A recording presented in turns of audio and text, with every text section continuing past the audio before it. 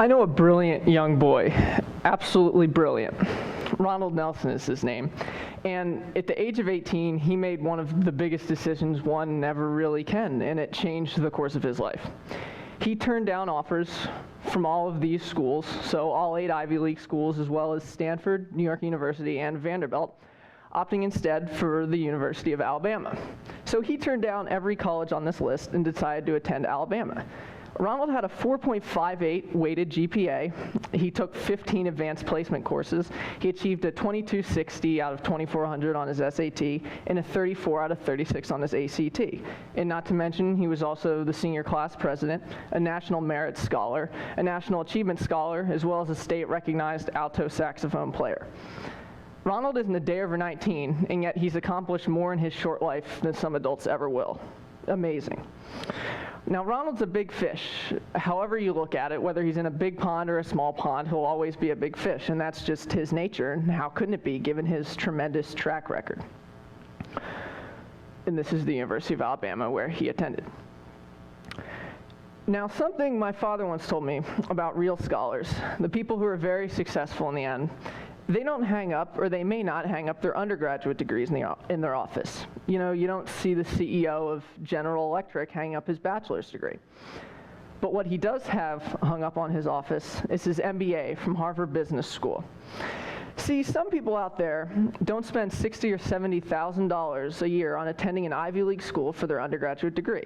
I noticed your superintendent here, Dr. Ziegenfuss, attended a small, prestigious college himself for his undergraduate studies, and in turn attended Columbia for his teaching degree, and ultimately the University of Pennsylvania to obtain his doctorate.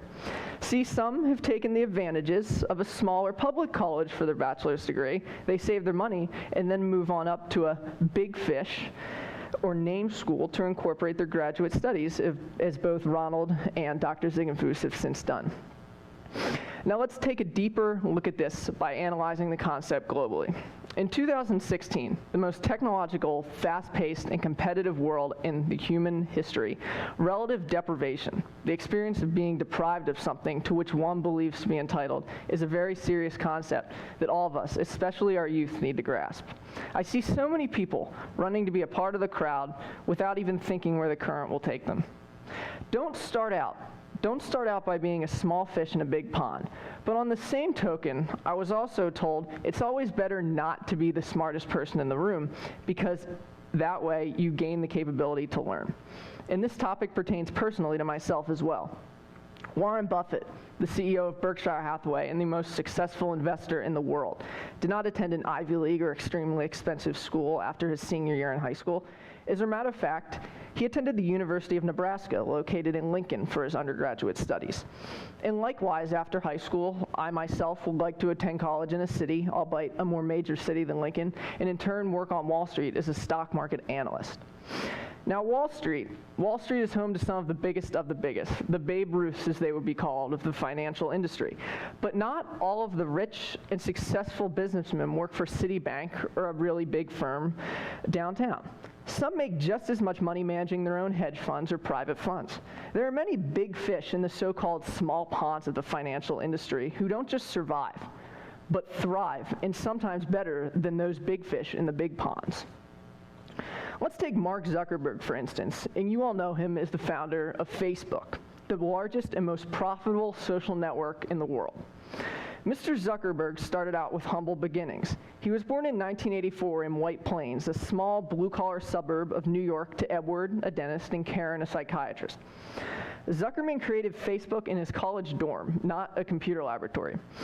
When he started his company Facebook up, he moved to Palo Alto, California, and leased a small house to use as an office, not a 60-floor high-rise in San Francisco or Los Angeles. But looking at Facebook now, it's the largest social network in the world with over $47 billion in assets. And he never worked a day in his life for a hotshot, big fish social firm, because instead he created his own. And today, Zuckerberg is worth upwards of $52 billion, and since 2010, Time magazine has named him among the 100 wealthiest and most influential people in the world as part of its Person of the Year distinction. And this concept of big fish can also be applied historically, as in the case of the founding of our country, the United States. In the late 18th century, the United Kingdom had very well established its presence as the largest empire that the world had ever seen. But our 13 colonies here waged ideological warfare against the most powerful nation in the world because they were angered by the concept of taxation without representation. And the people who ran our revolution were certainly not big fish. Thomas Paine narrowly escaped debtor's prison. Benjamin Franklin was employed as a bookkeeper in Philadelphia. He didn't even own the store, he was just employed there. And Roger Sherman, the only person to sign all 4 great state papers of the United States, the Continental Association, the Declaration of Independence, the Articles of Confederation, and our Constitution, was a shoemaker in Connecticut. The 13 colonies were undoubtedly a small pond in the large world at the time. But these 5 men overcame that and formed the greatest country the world has ever seen, because it is indeed a small, small world, and the United States is a very big fish to be reckoned with. And in harmony with my economic reference, the United States does not just survive, it thrives and flourishes. Because this, ladies and gentlemen, is a surviving economy, while this is a thriving. I shall leave you with this thought. If you are the smartest person in the room, then you're in the wrong room. Sometimes being the biggest fish in a small pond doesn't pay, because it takes away your capacity to learn. And by the same token, share your wisdom. In the same sense, keep swimming while you're the smallest fish in a big pond, because you never know where the tide may take you. Always have people to learn from and those to teach. Thank you.